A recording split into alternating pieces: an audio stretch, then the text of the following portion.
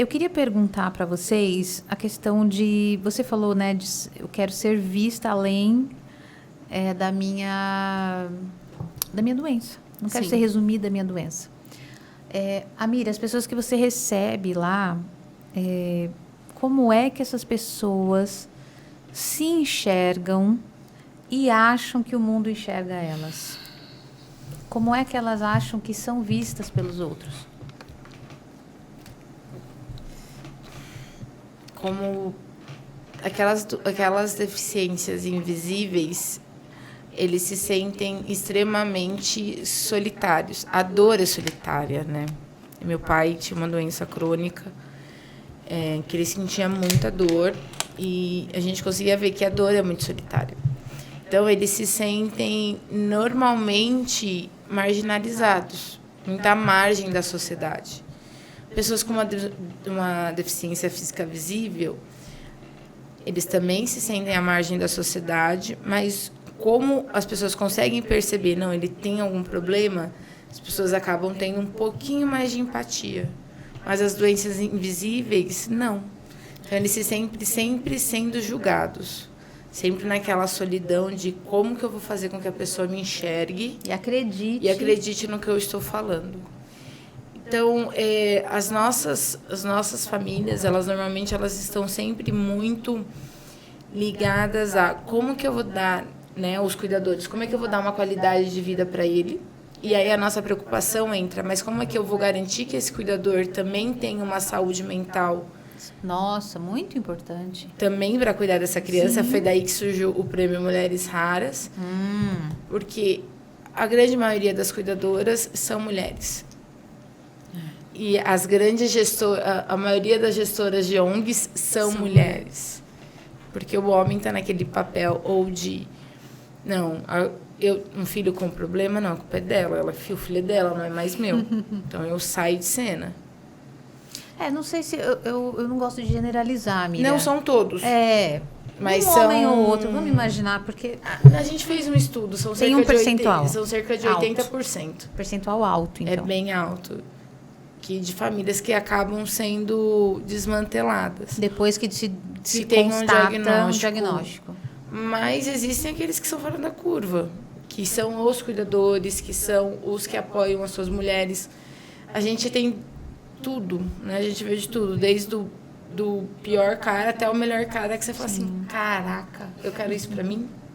A pessoa que ali abraça ela, que abraça a causa, que cuida do filho como se ele fosse a mãe, que não está fazendo nada além da obrigação dele, tá, homens? Vocês estão fazendo o mínimo do mínimo.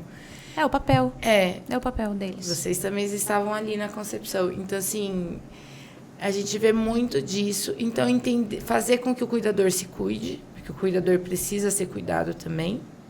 Fazer com que as pessoas com doenças raras estejam inseridas na sociedade. Então, que as crianças tenham a condição de ir à escola, que as crianças possam escolher as suas profissões, né? Hoje a gente está pensando num projeto de a transição da criança para o adolescente, para o adulto, porque a gente precisa falar da sexualidade dessas crianças que estão virando adolescentes, estão virando adultos, que têm uma doença rara. A mesma questão dos adultos diagnosticados com uma doença rara na sua fase mais produtiva. A Dani tinha 32 anos quando ela foi diagnosticada. A minha idade hoje. Então, assim, a gente precisa garantir que os obstáculos deles não vão impedir eles de conquistar aquilo que eles queiram conquistar. É fácil? Não. É extremamente complexo. Porque eu não sei a dor que vocês passam. Eu imagino. Então, eu tento, dentro desse imaginar e dentro desse me colocar no seu lugar, pensar como nós, como instituição, podemos facilitar a sua vida. Eu sou uma facilitadora. Eu tenho que te ensinar a pescar. É isso mesmo.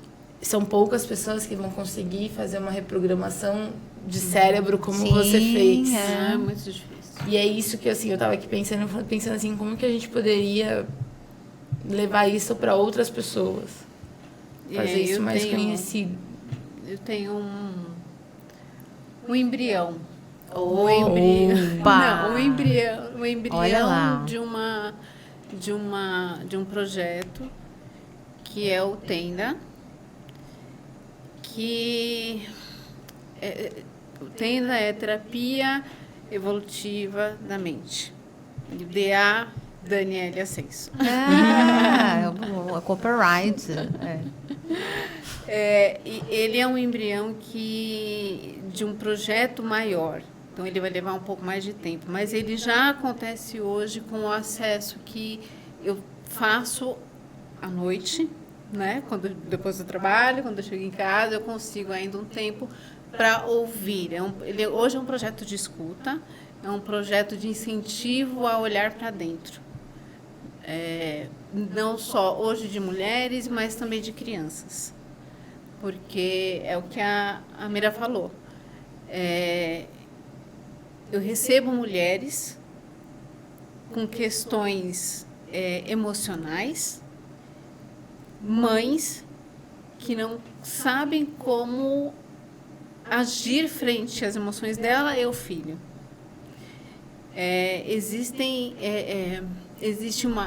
Antes de uma mãe, existe uma mulher. Né? E ela vira uma cuidadora, né? Antes de um filho, tem também um ser humano. Ele não é apenas um filho. Então, esse conjunto é necessário. Essa escuta. É o que eu falei quando a gente estava falando de empresas, né? Se a gente, pelo menos, se dispor a ouvir,